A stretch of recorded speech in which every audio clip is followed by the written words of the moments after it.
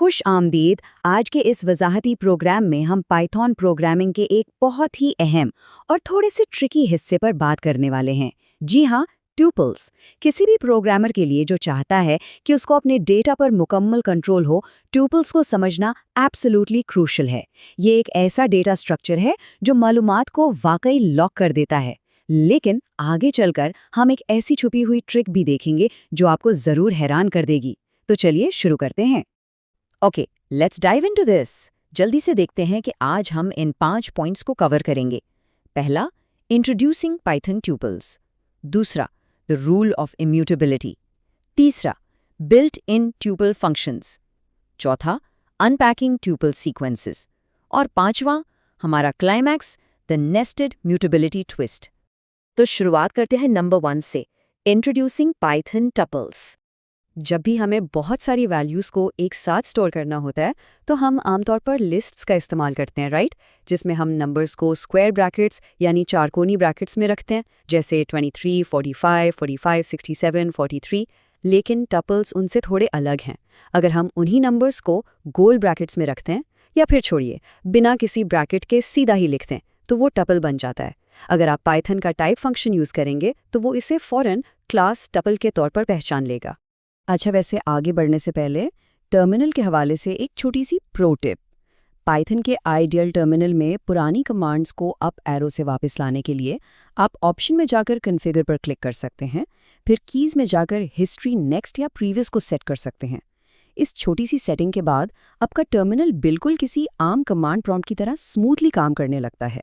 Number 2, the rule of immutability.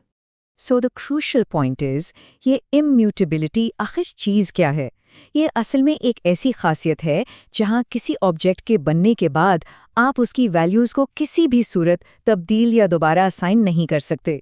अब सोचिए, जब हम किसी बड़े और कॉम्प्लेक्स प्रोजेक्ट में डीबगिंग कर रहे होते हैं तो ये जानना कितना ज़रूरी होता है कि कौन सा डेटा फिक्स है और बिल्कुल तब्दील नहीं होगा।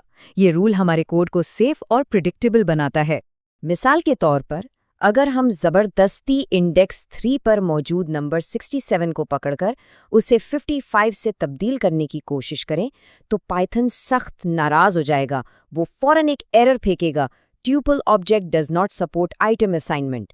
ये एरर इस बात का एब्सोल्यूट प्रूफ है कि भाई ट्यूपल एक बार बन गया तो उसकी वैल्यूज़ पत्थर पर लकीर हैं, नो चेंजिंग अलाउड। चलिए अब आते हैं नंबर 3 पर, बिल्ट इन टपल फंक्शंस। अब क्योंकि टपल्स में हम नए आइटम्स डाल या निकाल नहीं सकते तो हमारे पास काम करने के लिए मखसूस टूल्स मौजूद हैं, जैसे मिन और मैक्स फंक्शन, जो फ़ौरन सबसे छोटी और बड़ी वैल्यू निकाल देते हैं। सम उन सब का मजमुआ यानी टोटल कर देता है, और लेन हमें सीक्वेंस की पूरी लंबाई बता देता है। लेकिन इंटरेस्टिंग बात यह है कि टपल के अपने खास नेटिव फंक्शन सिर्फ 2 ही हैं। पहला काउंट, जो ये गिनता है कि कोई आइटम कितनी बार आया है, और दूसरा इंडेक्स, जो किसी भी वैल्यू की एग्जैक्ट पोजीशन ढूंढ निकालता है। Number 4, unpacking tuple sequences. ये पाइथन का एक बहुत ही एलिगेंट फीचर है। टपल की एक बड़ी ज़बरदस्त खूबी ये है कि ये सिर्फ नंबर्स तक महदूद नहीं है। हम एक ही वक्त में बिल्कुल मुख्तलिफ डेटा टाइप्स को एक साथ रख सकते हैं। यहाँ इस टॉप अंडरस्कोर ए वाली मिसाल को ही देख लीजिए। इसमें एक इंटिजर यानी 2 भी है, एक स्ट्रिंग यानी लफ्ज़ 90 भी है, और एक फ्लोट यानी आशारिया वाला नंबर 7.9 भी मौजूद है। Everything packaged together beautifully। और ये ब्रिलियंटली इलिस्ट्रेट्स कि अनपैकिंग का जादू काम कैसे करता है। अब बजाय इसके कि हम एलिमेंट्स को एक एक करके उनके इंडेक्स 0, 1 और 2 से बुलाएं, हम इन सब को एक ही वक्त में अनपैक कर सकते हैं। हम सिंपल 3 वेरिएबल्स डिक्लेयर करते हैं, num, name और num1, और उनको सीधा टपल के असाइन कर देते हैं, और बस पाइथन ऑटोमेटिकली 2, 90 और 7.9 को उनकी ठीक ठीक जगह पर तकसीम कर देता है। लेकिन हाँ, यहाँ एक गलती से लाजमी बचना है। अगर आप 3 आइटम्स वाले टपल को गलती से 4 वेरिएबल्स में अनपैक करने की कोशिश करेंगे तो पाइथन बिल्कुल बर्दाश्त नहीं करेगा। वो आपको एक हार्श एरर देगा, not enough values to unpack. वो साफ बता रहा है कि उम्मीद 4 की थी लेकिन मिले सिर्फ 3। तो याद रखिए, वेरिएबल्स और वैल्यूज़ की तादाद का मैच होना टोटली ज़रूरी है। और अब आते हैं हमारे 5वें और आखिरी हिस्से पर, the nested mutability twist, the climax of our explainer. अब ज़रा रुककर इस बारे में सोचिए।